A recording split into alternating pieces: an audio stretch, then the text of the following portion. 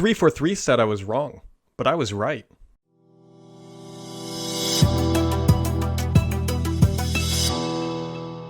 Folks, I'm a little bit fired up today and, well, in a much better mood than I had been about some leaks that I had put out that were seemingly shot down as incorrect. First, we're going to start with a little bit of the high news, is that Microsoft officially confirmed that the Xbox Series X is going to be launching in November. Now, that's not all that surprising. Amy Hood actually kind of sort of leaked that earlier during earnings, but it is official. You'll be able to get your dirty paws on an Xbox Series X starting in November. So that is the good news. The bad news is that Halo Infinite will not be launching in any capacity with that console in the fall. They have come out and said because of what is going on in the world, it's not going to ship, and that they need to, they need to polish Craig up a little bit more so that when it does launch, it looks better and it's spectacular and they're not under the gun.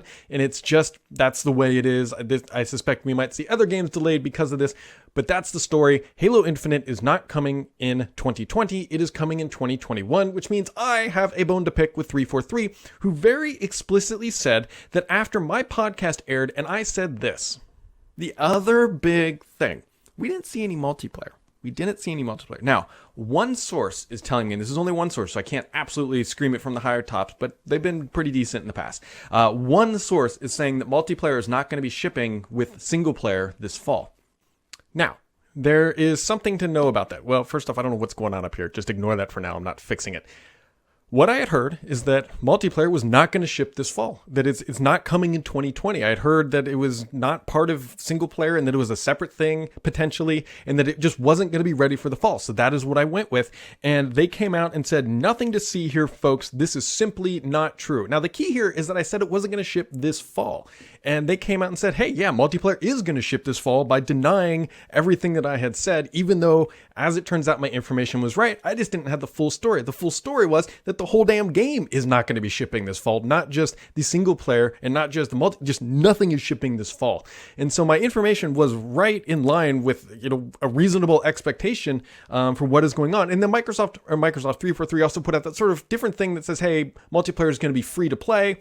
It's going to be, its own thing. Not potentially its own thing, but it's free to play. You don't need to buy the game to play it, which to me, personally, sounds like that is a separate game from single player. That aside, even if they all do ship at the exact same time or whatever, it does appear that they might be separate entities. That is for you, dear listener, to decide right now. But now you start to understand the information that I had been hearing that, hey, it's not going to ship. And well, it's not going to ship, which is really fascinating, because for a person like myself, actually there was a nice thread on Reddit, and I need to shout out to this person who actually said, hey, Brad Sams is a really good insider. They linked to my 2008 video, or 2018 I should say, where I had a whole bunch of stuff and it all came true except for one minor thing.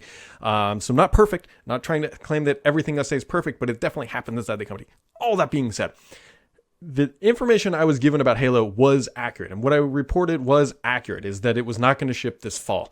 The story that I had been hearing is that there had been a significant development challenges during the later stages of what was going on with Halo Infinite. People were having trouble just getting things to work. There are a ton of moving parts inside of Halo Infinite, because remember, they built the engine. I've heard that they've also outsourced a lot of things inside the company to third parties, and that things were just not coming together fast enough. Now, they came back out and said, like, hey, our demo from March, or what, from like July was from March or something like that.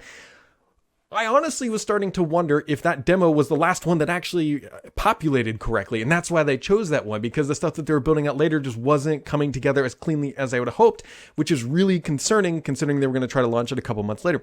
All this being said, Halo Infinite is being delayed, and that is what matters. They're going to try to polish it up. We don't know when in 2021, but I can't imagine this is like a 2-month delay. It's time to keep poking around on that, because clearly the information that's flowing down the pipeline to me is accurate, even if 343 comes out and says that was not accurate, because as a journalist, as a whatever YouTube person, whatever, as of me trying to sleep at night with a clear conscience, having them come out and say after it that I was just flat wrong is like the worst thing that can happen. And for 18 days, I've been living with them, like, knowing that I put out inaccurate information. I know I'm not perfect, but I really do try to, distill things down to when I understand them and when I believe them to be accurate. And somebody who had been very accurate in the past told me this. I reported it. Then they came out and said, no, it's wrong. I feel like a big pile of dog crap. And then they come back and say, yeah, actually, you were kind of right. Not expecting an apology, but maybe an edible arrangement would do just fine.